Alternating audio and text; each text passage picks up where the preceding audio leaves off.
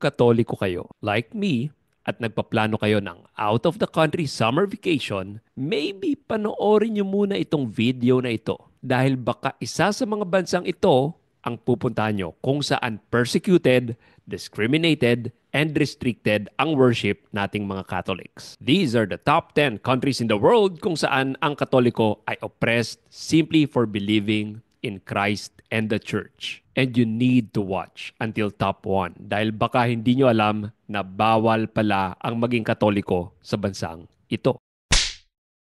Kamusta? I'm Jay Aruga, host of this channel where we talk about interesting stories and trivia about the Catholic faith. Minsan, tinetake natin for granted ang fact na dito sa Pinas ay maaari tayong magsimba kahit saang simbahan na gusto natin. Pero hindi ito ang case sa ibang parte ng mundo. Sa totoo lang, hindi lang sa 10 bansang ito delikado maging Catholic. Mas marami pa dito ang bansang delikado maging Catholic. Dahil lang sa time constraint, kaya hindi natin nalista lahat. Kaya simulan na natin ang countdown ng worst places for a Catholic. Number 10, India. Ang India ay may rich Christian history, especially sa region gaya ng Kerala. However, in recent years ay may umusbong na movement na kung tawagin ay Hindu nationalism kung saan ang Catholic communities, lalo na sa rural areas, ay nakakaranas ng harassment and violence mula sa mga extremist groups na ito. Bukod dyan,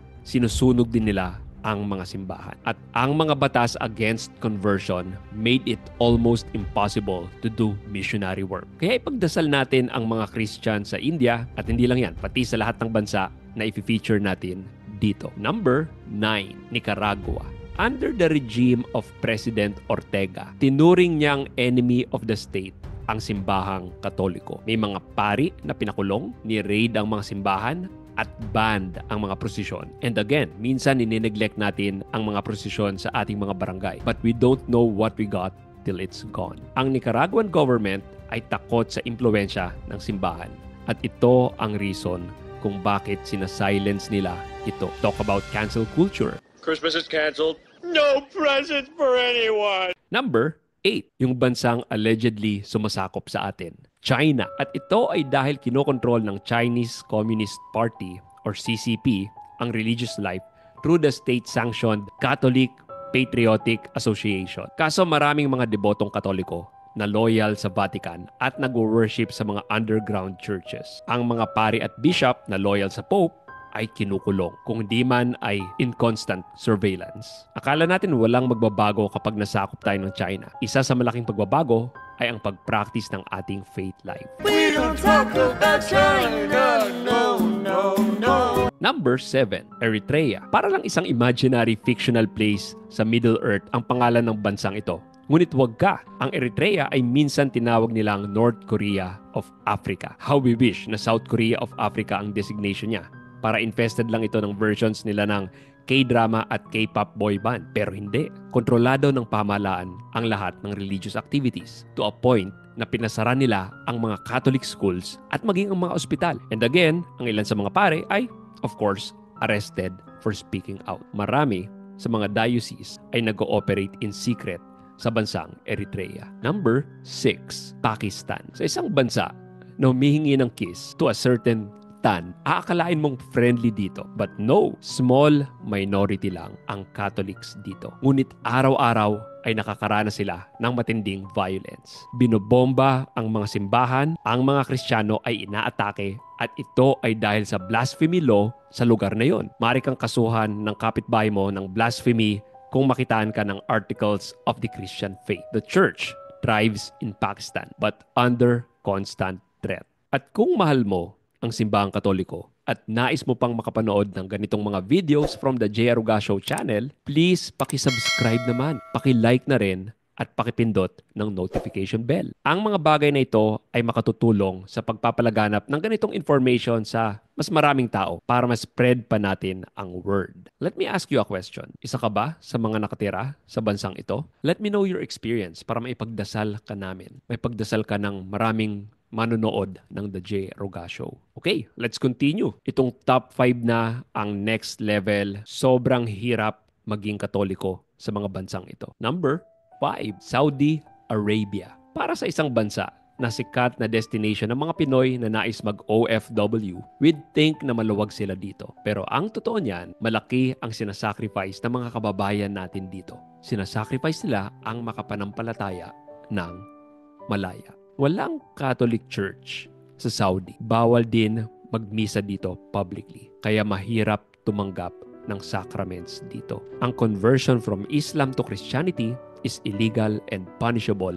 by death. Kaya as always, underground ang Catholic communities dito at malaking buwis buhay ang pag-receive ng katawan at dugo ng Panginoon through the Eucharist. At least 2 persons ang kakilala ko na nagtrabaho sa Saudi na nag-convert sa Islam dahil sa hirap maging Kristiyano doon. Knowing this, I pray na ang susunod na pag-receive ninyo ng communion ay talagang pasasalamatan natin. Dahil ano ba ibig sabihin ng Eucharist kundi thanksgiving. Number 4, kung ang Eritrea ang North Korea ng Africa, ang North Korea naman ang North Korea ng Asia. Illegal maging Christian sa lugar na ito. At hindi lang yon, kung Katoliko ka, ikukulong ka nila, ito-torture at i-execute. Banned ang Bible sa bansang ito. Maaari kang ma-execute just by giving out Bibles. At wala tayong masyadong alam sa bansang pinamumunuan ni Kim Jong-un. Pero kung sa gupit ng buhok ay pinapakialaman ng diktador na ito ang buhay ng mga citizens, what more sa kanilang buhay pananampalataya.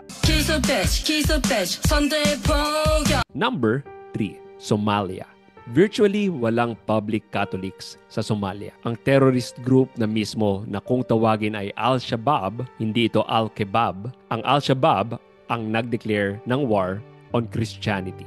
Ang mag-own ka ng Bible can get you executed. Ganon sila kagalit sa salita ng Diyos. And just like in any other countries, sa listahan na ito, patago ang pag-worship ng mga Catholics dito. Kaya tanggalin nyo na sa travel plans nyo ang Somalia. At number 2, noong 2021, nasa news ito dahil sa disastrous withdrawal ng US sa bansang ito, Afghanistan. At dahil Talibans na ang nagro-rule dito, mas naging worse ang plight ng mga Catholics dito. Christians are always in extreme danger in Afghanistan.